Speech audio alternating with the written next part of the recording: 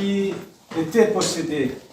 Nous voyons à travers les évangiles plusieurs passages où nous voyons que le Christ guérit, que le Christ soigne, que le Christ vient en aide à ceux qui reconnaissent en lui qu'il est Dieu. Et dans ce passage de l'Évangile, nous voyons finalement que le Christ nous montre cette importance dans notre vie spirituelle, cette importance dans notre vie spirituelle de faire les choses, chaque chose, avec foi. Si nous faisons la prière juste pour dire la prière, sans y croire, sans mettre notre foi dans ce que nous faisons, c'est en vain que nous le faisons. Nous avons à faire chaque chose avec cette foi, remplie de cette foi, remplie de cet espoir que le Christ est venu pour nous sauver chacun d'entre nous, par sa passion, par sa mort et par sa résurrection. Et que nous croyons en la vie, non pas en la mort, mais en la vie. Je lisais hier l'homélie du Père Placide pour ce passage de l'Évangile. Et il montre que finalement, nous minimisons cette influence du démon, cette influence de Satan dans nos vies. Nous pensons que c'est quelque chose de lointain, que c'était à l'époque du Christ. Mais Satan a toujours cette influence sur chacun d'entre nous.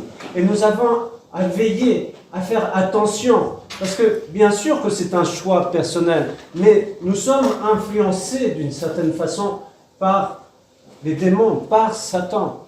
Et que nous voyons même à travers nos maladies, à travers la mort, que ce soit la maladie physique, psychique, nous voyons finalement qu'il y a cette influence du démon. Je ne minimise pas le côté physique, mais souvent nous mettons de côté cette influence du démon. Et nous voyons déjà avec l'exemple du Christ qu'il y a une lutte qui se fait. En effet, nous voyons qu'il se retire dans le désert. Il se retire dans le désert avant d'accomplir cette mission d'aller vers les fidèles, d'aller vers le peuple. Et il se retire dans le désert et il va y avoir cette lutte avec le démon. Et le Christ nous dit à travers cet évangile, mais nous montre par cet exemple, quand il s'est retiré dans le désert, que à travers la prière, à travers le jeûne, nous pouvons être vainqueurs.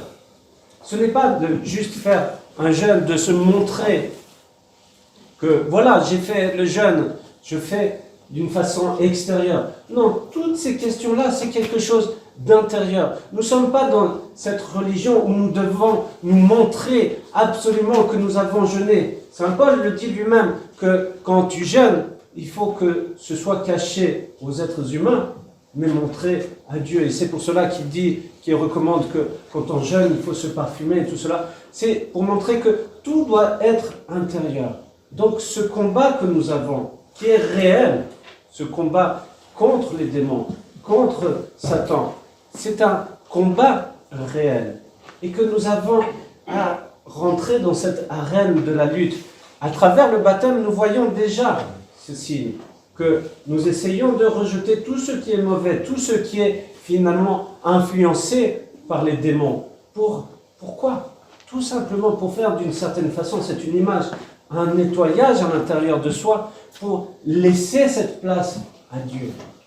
Pour que Dieu agisse dans notre vie. Que ce ne soit plus moi qui agis, mais que ce soit Dieu lui-même qui agit dans ma propre vie.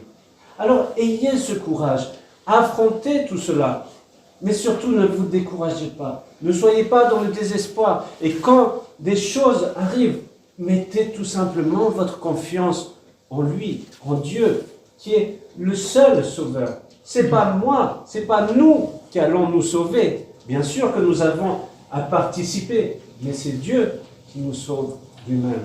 Alors, par les prières de tous les saints et de la Mère de Dieu, qu'il nous sauve et nous guérisse de tous nos maux. Amen.